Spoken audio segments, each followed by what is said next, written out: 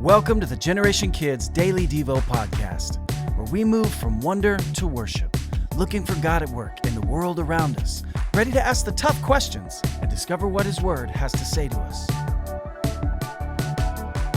Today's episode is titled, I Want to Be Rich Eventually, and it comes from me, Casey Taylor.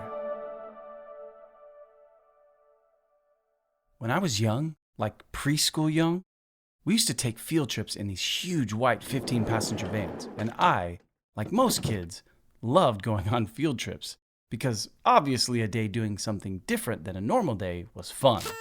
But also, the things we did were usually something I'd never done before. Whoa! We played on the field at a professional football stadium, we went ice skating, we went to the wax museum, and any number of other cool things. But the thing is, to this day, the thing that I remember more than anything else is the smell of those white vans and the music blaring through the speakers. I literally remember specific songs and the time of my life when I remember them from because they were the songs that I can remember hearing in those vans, driving down the highway. One of those songs was an 80s song, which back then was just a normal radio song because I grew up in the 80s. But it was a song whose chorus said playfully, I want money, lots and lots of money, so don't keep asking me why. I want to be rich. What made this song so memorable was just how in your face it was with the message. I want to be rich. I want money, and lots of it. And as a kid, I could relate. We didn't have much. And the idea of wanting money so much that you'd write a song about it was kind of understandable. Bring me my money. It's a weird idea, being rich. We see professional athletes, actors, and musicians all living what look like glamorous lives on our TVs and across social media. But they never ever truly seem to stay happy. I mean, think of your favorite celebrity.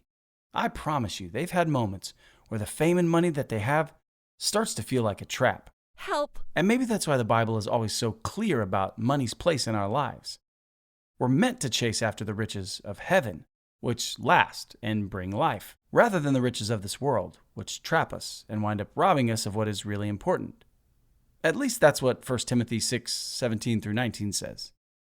As for the rich in this present age, charge them not to be haughty, nor set their hopes on the uncertainty of riches, but on God, who richly provides us with everything to enjoy. They are to do good, to be rich in good works, to be generous and ready to share, thus storing up treasure for themselves as a good foundation for the future, so they may take hold of that which is truly life. 1 Timothy 6:17-19. To state it plainly, this verse is telling us that riches and the comfort they provide is a shaky pursuit, but God is a firm ground to stand on. When we do good works and are generous and ready to share, we are really investing in an eternal future, where our treasures are increased as we live for God and not for money. And they are a treasure that doesn't fade away. And these treasures, and the good works that we do to achieve them, bring us life.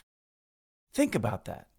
The good works we do bring us life now and bring us treasures that are eternal, not fleeting, trapped riches that your favorite celebs might be facing. Also, I'm going to let you in on a little secret. Do you know that if your family makes even $10,000 a year, you are more wealthy than 84% of the entire world's population? Or how about this? If you make around $50,000 a year as a family, which is less than most teachers' salaries, you are statistically rich compared to 99% of the rest of the world's population. Now, if you're in the top 99% of anything in the world, you are at the tip top. That's going to cover most of you listening to this. And if your riches haven't satisfied you yet, then I promise that extra 1% won't satisfy you. So, we're going to end our Daily Devo a little early today to give you a little time to tackle today's big question. Now it's time for Today's Big Question! Today's big question is, what can you do as someone who is rich, even by the world's standards, to bless someone who you know doesn't have more than you? Are there some homeless people in your city that you might create a care package for? Maybe put some food, toiletries, and even some basic needs in a bag and pass them out to people asking for help on the side of the road. Or maybe you know a family member from your church or from your school, and they're in a season of need. Even though you may not feel rich, God has blessed you with something that you can give to help build your treasure in heaven and to bring you joy as you bless others with your good works. All right, so ready, set, go. Find a way to be a blessing and let the goodness of God flow through you as you share the riches of heaven with others. Thanks for listening to the Generation Kids Daily Devo podcast.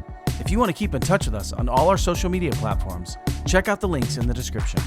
And if you'd like to help support us as we continue to create meaningful content for kids of all generations, please subscribe to our Patreon by visiting us at patreon.com/wearegenerationkids.